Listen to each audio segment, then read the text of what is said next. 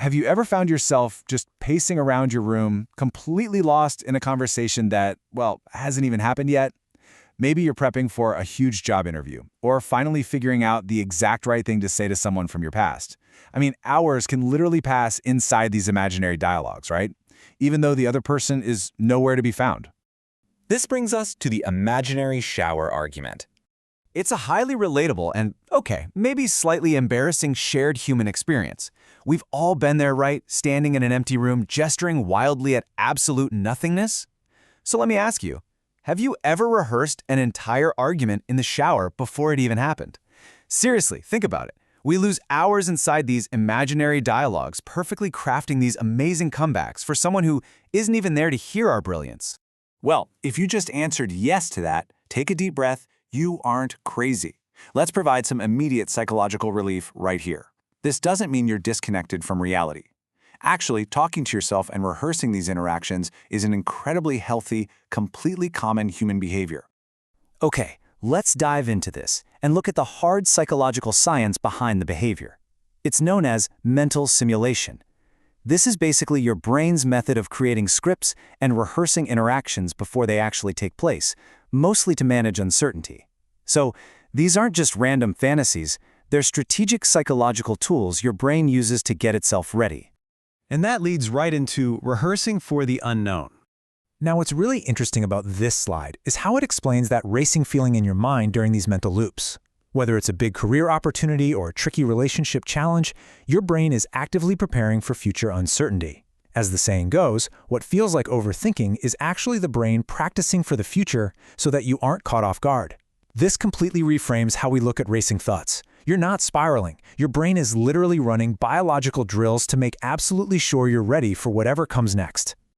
But, we aren't always preparing for the future. Sometimes it's about processing unmet desires. Often, we're actually looking backward, focusing heavily on unresolved conflicts. We find ourselves replaying arguments from years ago or revisiting these moments of feeling totally misunderstood.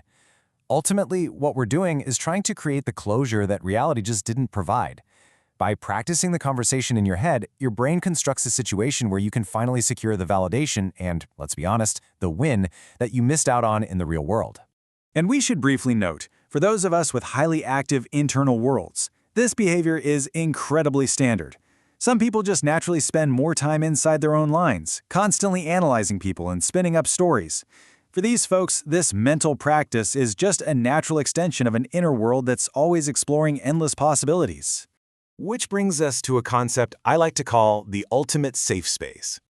I want to intentionally slow things down here for a moment, because this touches on a really vital concept. Real-life conversations are unpredictable, they're vulnerable, and they carry a very high risk. Opening up can make a person feel terribly exposed. Mental rehearsals, on the other hand, provide a completely safe space with absolutely zero judgment. And this brilliantly illustrates why the brain vastly prefers to explore really intense emotions, like anger, sadness, or frustration, in this zero-risk environment first, way before you ever speak a single word out loud. Let's move to and see how this builds into decoding hidden motives. Because to do this mental rehearsal effectively, you aren't just talking to a wall. Your brain is actually performing some incredibly complex mental gymnastics here. First, you speak your part. But then, you have to accurately imagine their reply. You have to anticipate their hidden fears and adjust your script to ensure the whole interaction goes smoothly. Since people rarely reveal all the reasons behind their actions, your brain actively simulates the dialogue to decode those hidden motives.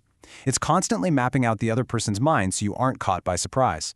So, the crucial point is this. We do this to process past experiences, satisfy our emotional needs, and thoroughly prepare for the future.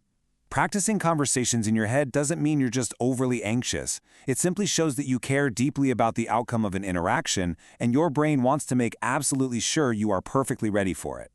So, the next time you find yourself pacing the room or arguing in the shower, pay close attention. It's telling you exactly what you care about and what you still need to resolve.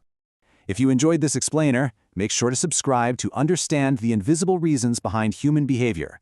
Because once you grasp these hidden psychological drivers, it will permanently change how you see everyday choices, both in other people and, of course, in yourself. So I'll leave you thinking about that final question. What conversation is your brain trying to prepare you for next?